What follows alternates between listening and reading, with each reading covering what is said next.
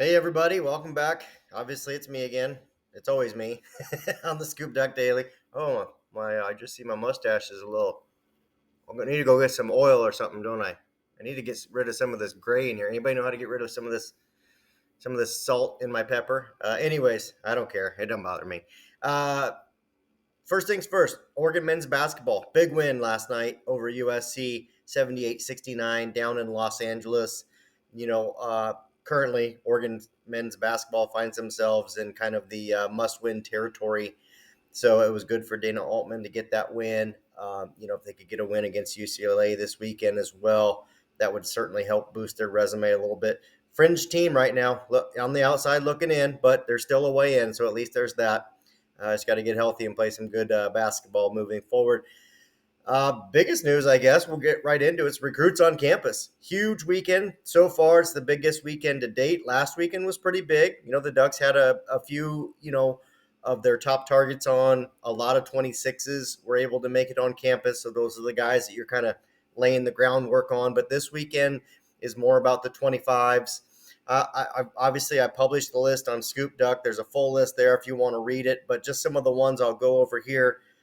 Modern day is well represented, as you would expect. Oregon is, recruiting the modern day group very hard. That includes running back Jordan Davidson. That includes edge Nasir Wyatt. That includes defensive linemen. I am absolutely about to butcher this. Just be prepared. Tomohini Topui. That might have been pretty good. He's one of the top 26s in the 2026 class as a defensive lineman. And then a very early start for tight end Mark Bowman, who's in the 2027 class. All go to modern day. All will be at Oregon this weekend. So big group there. One of the two biggest names is five-star wide receiver Dakarian Moore, who is currently committed to LSU. I've talked about him before. We've talked about him on the message boards. Obviously, Oregon's not going away. I can recall off the top of my head, this is at least the second visit by Moore to Oregon since his commitment to LSU. So, certainly that means that there's interest on both parties, and we'll just continue to track that one. It's very early. Okay, he could flip, he could stick with LSU. We don't know. It's very early in the process, so you just kind of keep going with it if you're Oregon, and if he's making these trips, why wouldn't you?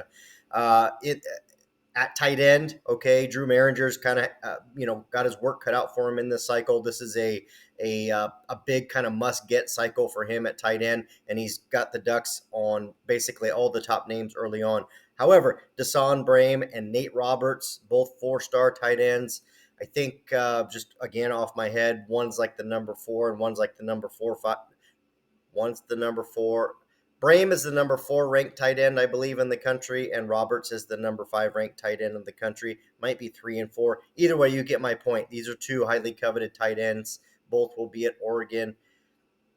I kind of like where Oregon stands with them right now. So we'll see how this weekend goes. Could they get both? Could they get one? I'm certain they're going to at least take 2 tight ends in this class, and I'm certain they would love to take both of these guys. So we'll just kind of see how this weekend unfolds. Last name I'll go over from this list, and again, there's at least a dozen more on this list that are worth noting. 5-star safety DJ Pickett, okay, one of the most coveted players in the country, true 5-star. If you recall, last weekend, Oregon had 5-star Fahim Delane on campus visiting. So you could see Coach Hampton's really putting in work there at the safety position so far. Back-to-back weekends with a 5-star on campus for Oregon. I do know that this is not Pickett's first visit. I cannot recall if this is number 2 or number 3. I probably should have done my research before, but you get the point. He's been on campus before. Oregon's building that relationship, and this is a 5-star. Okay, this is a guy that's going to go. Whether he makes a commitment in February or March, he ain't going to shut things down. Okay, he might commit to Oregon or Florida State or Alabama or who knows, and nobody's going to go away. So with regards to Pickett, regardless of what happens in the next 3 months, you're going to continue recruiting him, and these are the types of visits that pay off in October, November, December, when you're winning football games, when coaching changes are happening, all that kind of stuff. So anyways, great list and a lot of pieces here that can help build this class. And again, another must-win game coming up for Oregon's men's basketball. So let's stay tuned to that, and stay tuned to ScoopDuck for all the latest on this recruiting news that's going to come out of this weekend.